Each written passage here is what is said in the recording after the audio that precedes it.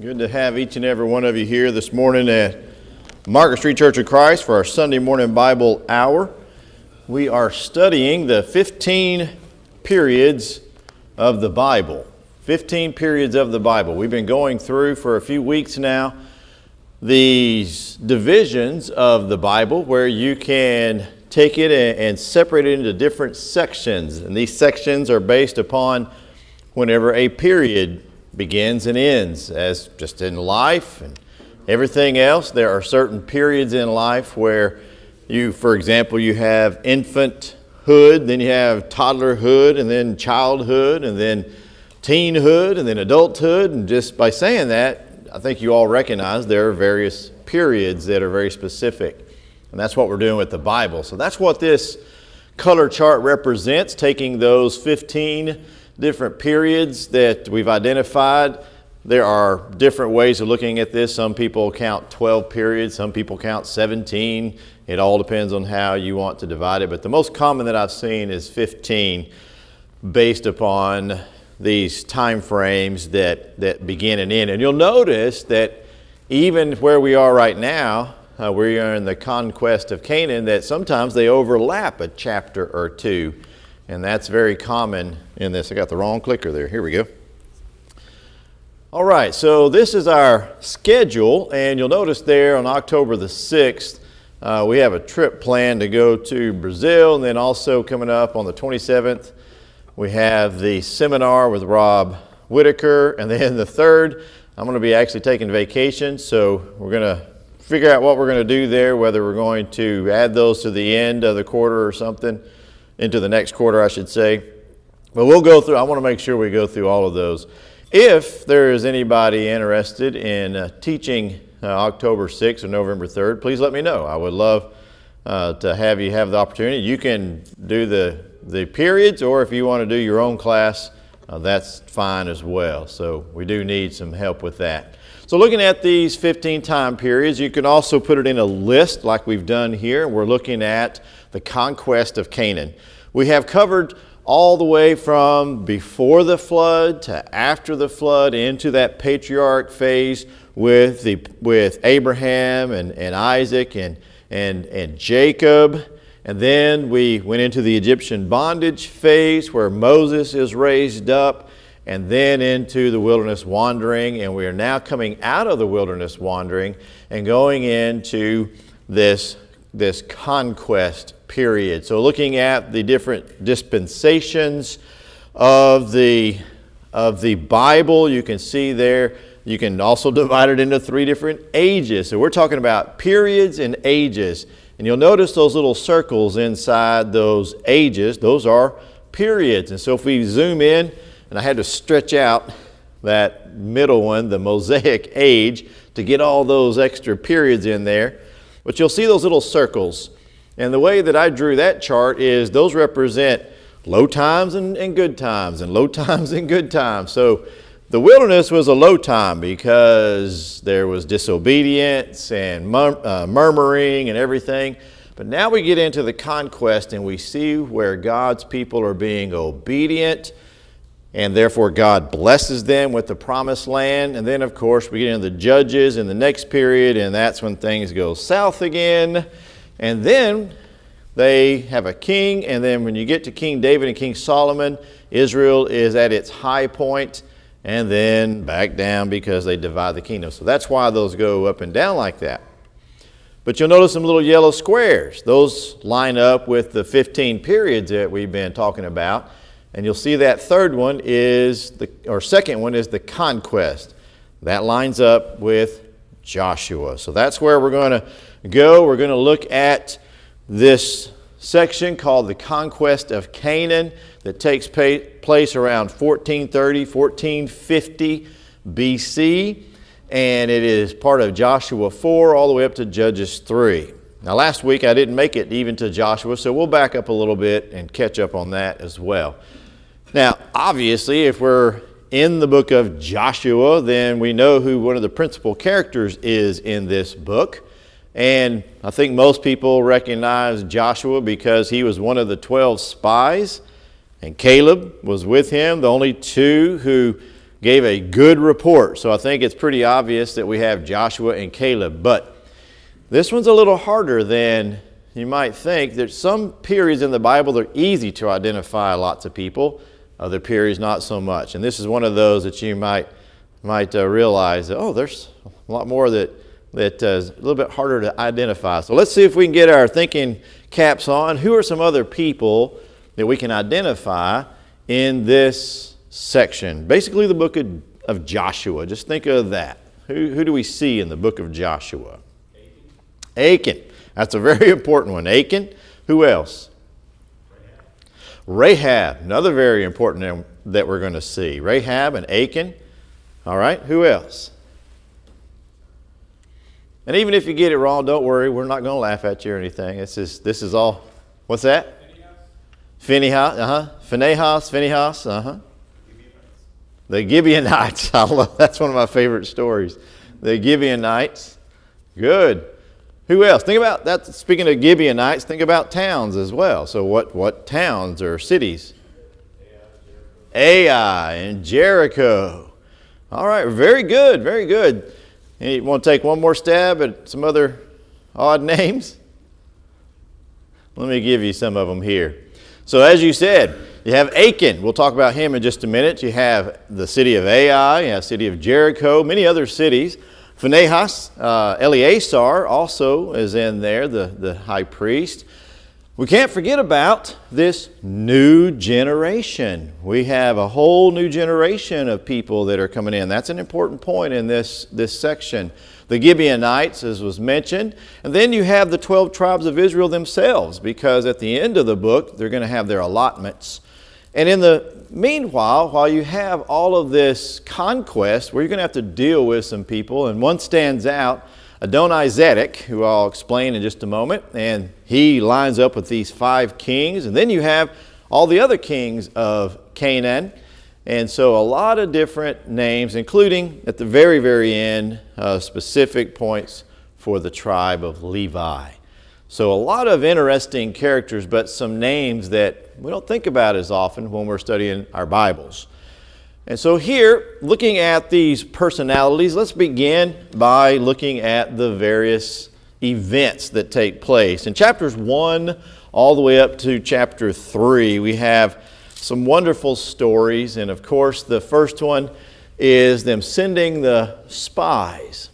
They send spies over to spy out Jericho, because in the beginning of Joshua, Moses has died. God is speaking now to Joshua and says, Moses has died. You are now my servant. I'm going to now put you in charge. Be strong and of good courage.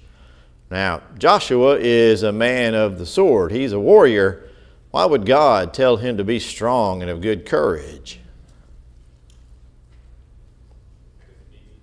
Because he needs it. There you go. See, I like a simple answer. That's perfect, Josh. Because he needs it. He needs it because, remember, he's been beside Moses' side. And how have the people been with Moses? Been a little difficult, right? And so God says, you be strong and be of good courage. And he instructs him in the Word. You need to make sure you have the Word. That is something you see over and over and over whenever God sets up or allows Israel to have a king. One of his requirements is they must have a copy of the law, the copy of God's Word. Over and over, God's always expected his servants to know the Word. So, Joshua, you be strong, good courage. You have my word. You have the Word in front of you at all times. Yes? Joshua's kind of been the guy on deck. Yes. Yeah, he's been in the batter's box, right? And now he's the be strong is like, okay, it's your turn now. Yeah. You've been watching Moses, you've been following what Moses told you. Now you got to be the guy in charge. You're the man. You're the one in charge. Yeah. You're in the batter's box. That's right. And it does take courage to be a leader, because you're going to get criticized. You're going to face some difficulties. But wow, Joshua is such an encouraging book, because Joshua is such a great example of a really good leader. So we have this story of of now they're about to cross over the Jordan. God has commanded them in chapter 3, verse 3. They commanded the people, saying, whenever you see the ark of the covenant of the Lord your God and the priests and the Levites bearing it, you shall set out from your place and go after it. And so, verse 5 of chapter 3, Joshua said to the people, sanctify yourselves, for tomorrow the Lord will do wonders among you. And so what he's talking about there is what we're going to see a few verses later.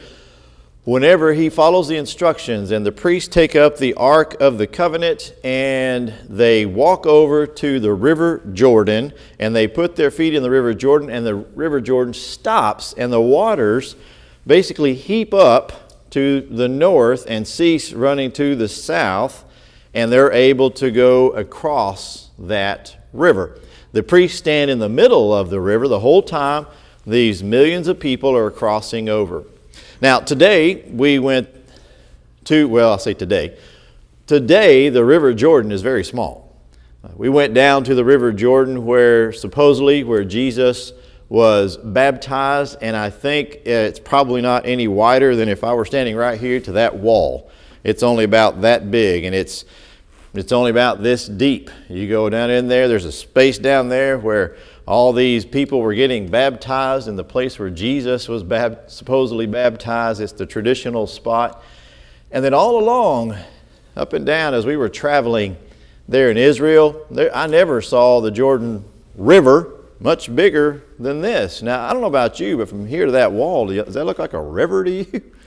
It's more like a creek, isn't it? We get up further north on the other side of of Lake Galilee, and it was a bigger river. It looked more like a river there, kind of like our Blackwater River. So I'm thinking, why do you need to go stand in the middle of this thing to heap up the waters?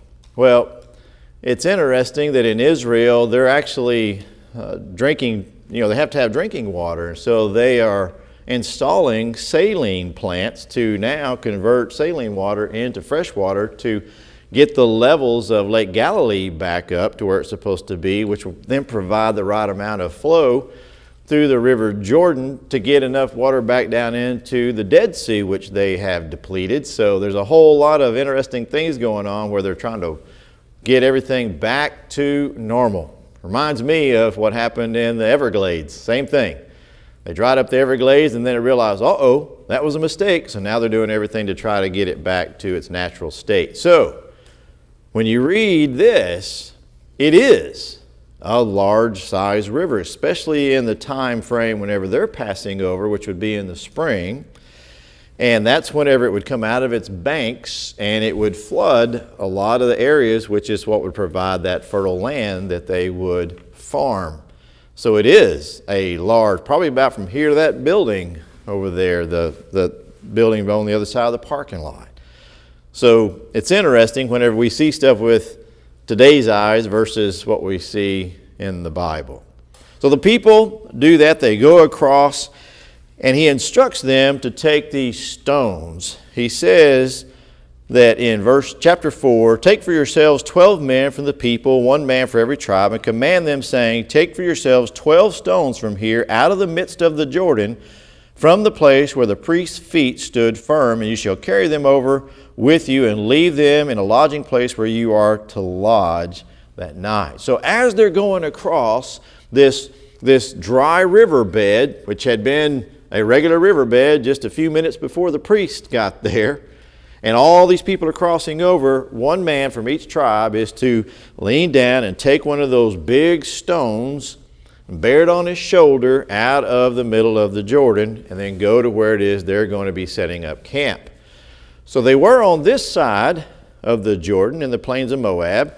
They cross over the Jordan. Now they're over here on this side in Canaan, just a short distance from Jericho. And that's where they're supposed to set up these 12 stones. Well, why? Look down in verse 6. That this may be a sign among you when your children ask in time coming, saying, what do these stones mean to you? Well, this kind of goes back to Deuteronomy chapter 6. Whenever Moses was repeating the law, he says, you need to teach these things to your children. This is the same thing that we're instructed in 1 Peter 3, verse 15, that we are to give an answer to those whenever they want to know about the faith that is in us.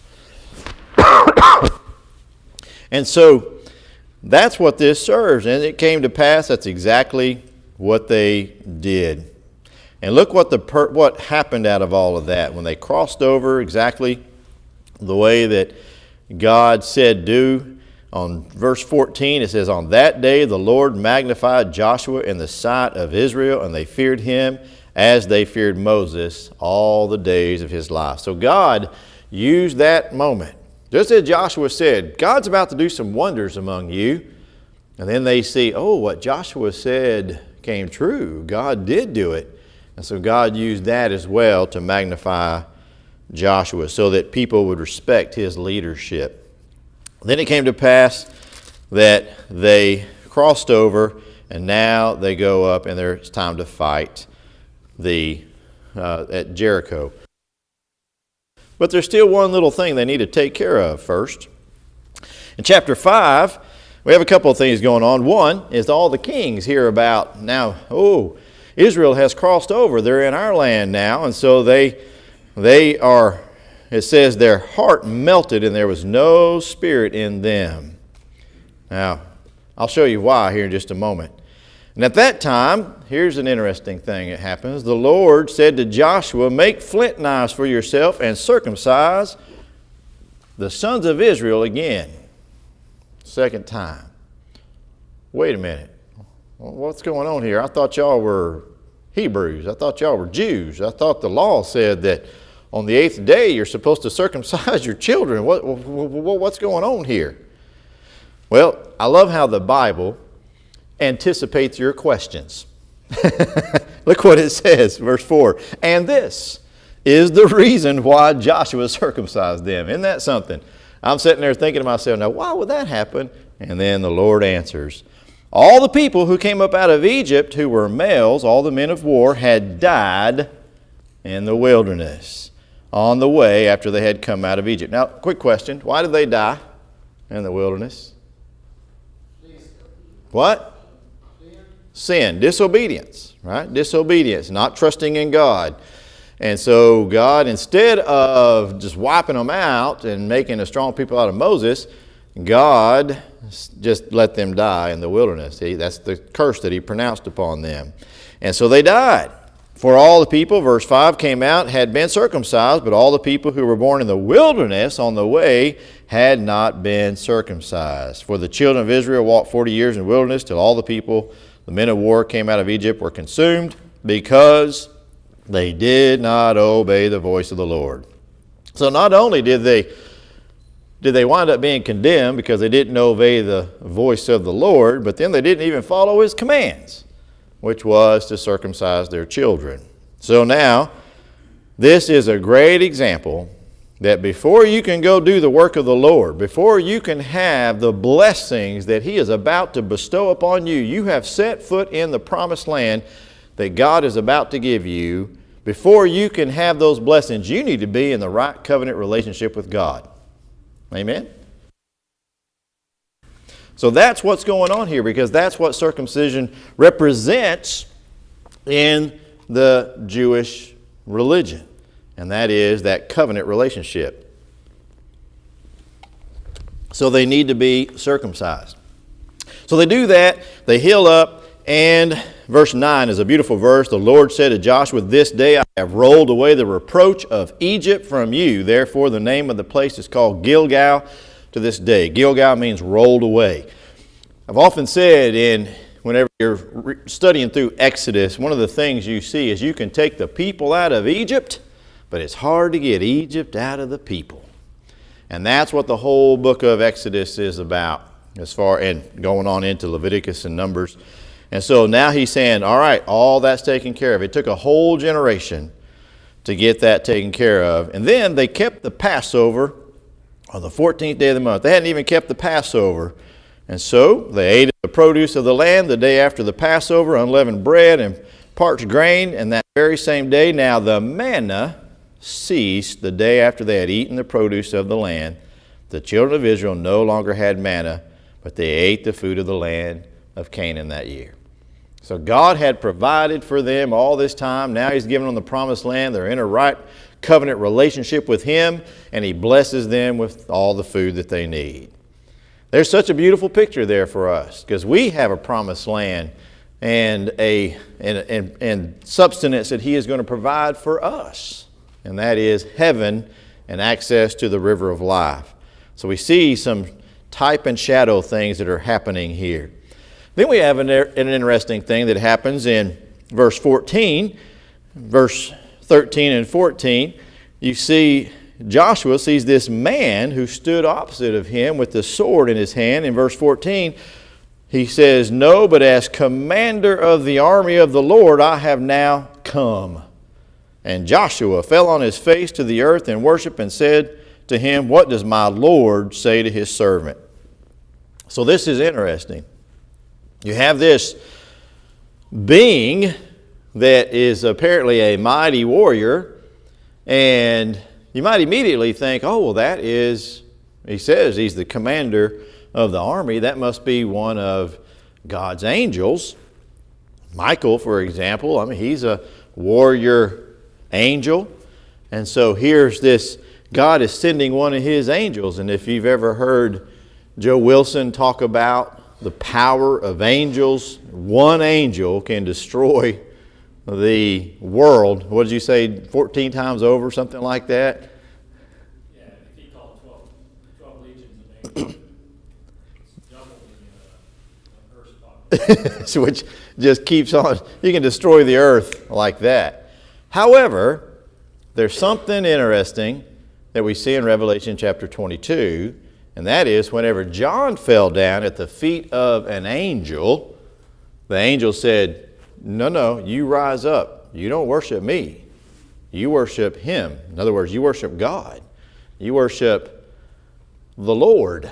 So this is the same voice here speaking to Joshua that Moses heard back at the burning bush. How do we know that? Because he goes on to say, "Take your sandal off, because you are standing on holy ground." Isn't that the same thing that the voice said to Moses? So this is what we call a theophany. It is an appearance of theos, of God, of deity. And we ascribe this to the second person of the Godhead, Jesus. And so this would be Jesus being the commander of the armies, which we see again in Revelation. He's the one who comes out on that white horse with the sword in his hand. And so if you put all those pieces together, the Bible, this is deity. It's the Godhead speaking to Joshua and giving Joshua that extra security that he needs. Any thoughts or comments on that? All right. And that's just what he needed, because verse 1 of chapter 6, Jericho was securely shut up because of the children of Israel. None went out or came in. They were scared. They were scared. And so we have this wonderful story about this remarkable military strategy. You know, people like Napoleon and all kinds of other people are known for their incredible military strategy. I'm pretty certain that not a one of them would agree with circling a city 7 times and then shouting and blowing trumpets as a means of defeating it. What do you think? That's not how they would do it. And yet that's what God tells these people to do. And the best part about the story, what the story is really about, is not about going around 7 times. The story is about obedience. They didn't question. Yes, Lord. And that's the purpose of this theophany here. He's showing Joshua, I'm the leader of the army. You do what I say. And isn't that what a successful army needs, is a confident, strong commander? Joshua, you may be a man of war. You may be leading my people, but I'm the commander of the army. This is what you do. And you go around it, and sure enough, it crumbles in.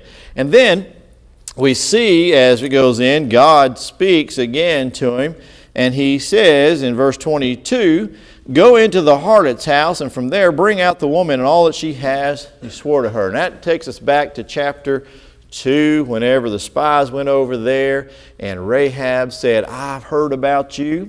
I mean, the rumors had already gotten there. They didn't have CNN and Twitter and all that stuff back then. It had to travel by word of mouth, and they knew.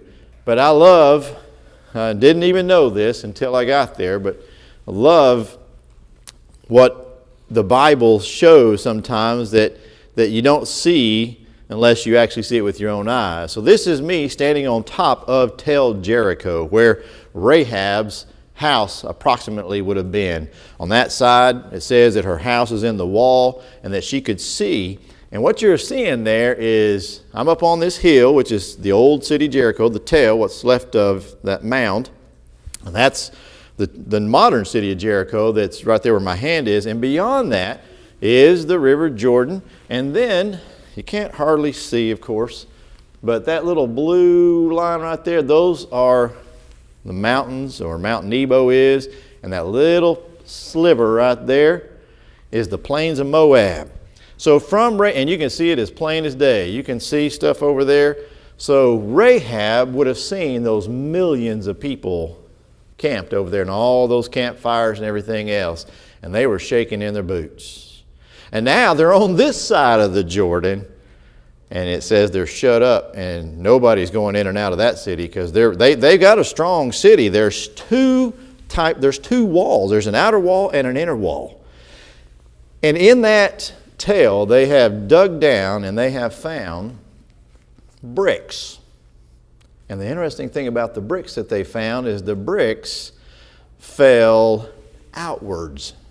Now, whenever you siege a city, like the Romans did and everything else, what do they typically do to those walls? And the walls fall inward, and then the soldiers go in. But here it says that the walls fell out flat, and then they went in. So even the archaeologists found evidence, and they found the ashes where it had been burned and everything else. It was amazing that archaeology shows the Bible to be true. So they go, and there's one very specific thing that God says to them. He says, when you go in, you destroy it all. You don't take anything. You don't do anything, because it's an abomination. This is their sin. They're paying for their sin. That's the whole reason he's conquering Canaan. And now we got a problem, because as we get into, I keep using this one instead of this one. We get into now the story in chapter 7, but the children of Israel committed a trespass regarding the accursed things. All right, back in verse 18 of chapter 6 is when he told them, don't you take any of those things. But Achan, the son of Carmi, the son of Zabdi, the son of Zerah, the tribe of Judah, took of the accursed things, so the anger of the Lord burned against the children of Israel. In verse 11, so they go up now to another city, not realizing it, and they're going to take that city too, because wow, look what God did with Jericho. Let's go take this next city, and it's a little bitty tiny city. And they wind up getting beat up and running with their tail between their legs, and they couldn't figure out why. And we see in verse 11, Israel has sinned, and they have also transgressed my covenant, which I commanded them, for they have taken some of the accursed things, and have both stolen and deceived, and they have also put it among their own stuff. So there is sin in the camp. Now, there's all kinds of type and shadow we can use with that. When you think about Paul writing to the church in Corinth, was that a church that had sin in the camp? Several. And he was telling them, you need to get y'all's act together. Y'all need to get purified and cleaned out. And so you need to practice church discipline. You need to take care of the right things, and you need to make sure you are doing what God's commanded you to do. And that's what happens here. So Joshua brings all the people out. God shows him it's Achan, and it takes him, verse 25, Joshua said, why have you troubled us? The Lord will trouble you. So all of Israel stoned him with stones, and they burned them. That's his family, his sons, and stoned them with stones. And so it just goes to show that sin can not only separate you from God, but it can even pull your whole family away from God. So a lot of lessons right there in that. All right, any other thoughts or anything before I go on to the next section? Yeah. Kind of shows God's intolerance for sin. Just Yes. one episode, and he said, that's it. That's enough to, you know. But now, at this point in time, Jesus' blood cleanses us of that stuff. That's right. That wasn't available to him back then. That's right. That's right. But that one Type and shadow. What is it? The wages of sin? yeah. There you go. So there's the type and shadow. All right, so then they go back to Ai, and this time they win. And now we get into something very interesting. Look in chapter 8, verse 30. They wind up going to this town, Shechem, and there's these two mountains there, Mount Ebal and Gershom. And it says, now Joshua built an altar to the Lord of Israel in Mount Ebal. Now half of the tribe of the Israelites were on Mount Gerizim, and the other half were on Mount Ebal, and they were shouting out these curses and blessings of the Lord. Now when we say curses, what they're talking about is calling vengeance of the Lord upon their enemies. So they're not cursing, they are asking for God to render judgment. So judgment upon his enemies and so forth. And what's interesting, several years ago in this area where you see these two mountains there in what is north of Jerusalem at Shechem, you have these two mountains, Mount Gerizim and Mount Ebal, where you see the whole nation of Israel got on those two mountains. And up on top of that mountain to the right there, Mount Ebal, is where it says that Joshua built an altar. And there was an archaeologist who went up there, and it had been covered and kind of obscured, but he began to dig and figure out and found this altar. And so the question is that there's no other thing up here that's remotely like it. There's never been any buildings up there.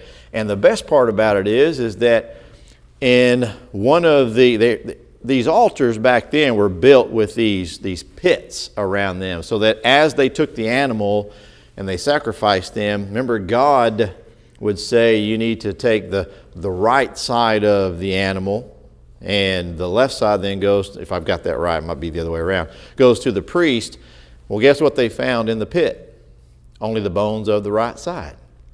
And so it tells us this is an Israelite thing. Well then, after all that digging, about, I forget how long it was, I want to say it was about 20 to 30 years later, another archaeologist comes along, and whenever an archaeologist digs, they take all of the stuff that they dig out, and if they don't know what it is, they put it in a pile. It's a refuse pile, because they know that there may be something there, but we don't know what it is. Well, this archaeologist named Scott Stripling went to that refuse pile, and with modern technology called wet sifting, they were able to really find a lot more stuff. And in that, they found a remarkable discovery called the Mount Ebal curse tablet. And what it is, this little piece of lead that's like a scroll, and they would write in there this curse. May God call judgment, or may he have judgment upon our enemies. And inside that little curse tablet that they would then put there at the altar, they would place them there, just like Jews do today. They write out blessings and curses, and they put them in the wall there at the western wall. This little curse tablet has that inscription you see up there, which is the name Yahweh. Now, this blew the lid off of modern biblical scholarship. You know, man's so smart. You know, we're 2,000, 4,000 years removed from stuff, but we're smarter than the people who wrote it back then for some reason. And like in the 1800s, there were all kinds of people saying the Hittites didn't exist. Well, then archaeology found not only do the Hittites exist, but there's an entire civilization with laws and everything. Well, it's the same way with this. They have a saying that, well, the Bible was not written by Moses. It wasn't written, they didn't even have writing back then. They didn't know how to write. And they certainly didn't have the name Yahweh That's a fabrication that came along later. It comes from this and that and all these other things. Well, this right here dates back about 1,000 years before all of that scholarship claims, showing that, oh no, in the time of Joshua, they knew exactly who Yahweh was, and they were writing his name out. Isn't that amazing? And so it just once again shows, it's kind of like the Dead Sea Scrolls. This is a big deal. And Andrew and I had the opportunity to meet Scott Stripling when we were at Shiloh. He's the lead archaeologist that is digging there in Shiloh and has found where they set up the tabernacle and things, and very similar things to what you find at Joshua's altar. And so just something fascinating about when you read the Bible and you see that even to this day, there's still little bits of information. All right, we're quickly running out of time. So we get into the next section, which is one of my favorite stories, the Gibeonites. The Gibeonites, so you get up to this point, all the kings in the area have now heard the news of what's happened with Jericho. News travels fast. Jericho and Ai, and they're getting scared, and so they start ganging up together. It's like, all right, we're going to fight these Israelites. But the Gibeonites said, we got a better plan. And so they go get some moldy bread, they get some old wineskins, and they get some old clothes, and they get on their donkeys, and they go just a few miles down the road. And they come in, and boy, they're good actors. They come in, and notice what it says. He says in verse 6, they went to Joshua to the camp of Gilgal and said to him and the men, we have come from a far country. Now therefore make a covenant with us. In other words, we ain't from around here. We ain't these Canaanites. We come from a long, long way. And notice that the next one says, the men of Israel said to the Hivites, which back up in verse 1, it talks about the Hittites, the Amorites, the Canaanites, the Perizzites, and the Hivites. And he says, perhaps you dwell among us so we can make a covenant with you. And they go on and look in verse 12. This bread we had, we took it hot out of the oven when we left, and now look at it, it's moldy. And look at our wineskins. They're worn out. We've been traveling a long time. We're not even from these parts. And so the men of Israel make a mistake. Verse 14, they took some of their provisions, but they did not ask counsel of the Lord. So Joshua made peace with them, made a covenant with them to let them live. And then a few days later, they find out that they lied to them. But since they made a covenant, they decided not to kill them. But they instead would make them to be woodworkers and make them to be water bearers and things like that. So the Gibeonites knew what God was going to do to them, and they acted deceptively. It's an interesting story. But I want you to jump down now to chapter 10. Read verse 1. Notice what this says. Now it came to pass when Adoni-Zedek, that's that name I mentioned earlier, Adoni-Zedek, king of what? Jerusalem. Now wait a minute. Where are we in the time story? See, this is the kind of stuff that Joe was talking about Wednesday night when you talk about how to put the pieces together. Stop and think about this for a second. It says the king of Jerusalem. Well, where are we in the timeline of Israel? Is Jerusalem part of Israel yet? There you go. You're tracking with me. This is before Jerusalem is the holy city. Jerusalem is just another city like Ai or Jericho or anything else. And it's not until we get all the way up into 1 and 2 Samuel, whenever David, King David, well, he's not king yet. Actually, I think he'd just become king, goes in and they sneak in up through the water shaft, which you can still see today, from the inside, and then wind up taking the city of Jerusalem because nobody had taken it to that point. But here you have a little prequel, if you will, the king of Jerusalem. So that city that will one day be God's holy city, Mount Zion. We have this king who then goes and gets with all these other kings, and they're going to fight against Joshua. And we have this amazing story that happens in the battle. Look in verse 11. As it happened, now Israel is prevailing, and as they were prevailing, it says they fled before Israel, were on the descent of Beth Horon, that the Lord cast down large hailstones from heaven on them as far as Azekah, and they died. There are more who died from the hailstones than the children of Israel killed with the sword. And then as the battle began to go, Joshua spoke to the Lord in the day when the Lord delivered up the Amorites before the children of Israel, and said in the sight of Israel, Sun, stand still over Gibeon, and the moon in the valley of Ajalon. So the sun stood still, and the moon stopped, till the people had revenge upon their enemies. Is it not written in the book of Asher? So the sun stood still in the midst of heaven, did not hasten to go down for about a whole day. And there has been no day like that before or after. Now, isn't that fascinating? Could you imagine for a whole day, or 24 hours or something, the sun stays in one place, and Joshua winds up prevailing. All right, well, we ran out of time, but real quick, was that the first bell or second bell? All right, first bell. We're going to jump ahead. So they wind up taking the whole area for the most part, not completely. That's going to be one of their downfalls. But I hope you can see this right here. Yeah, you can see this is where all those different, there's the Jebusites, the Hivites, that's where those Gideonites were from.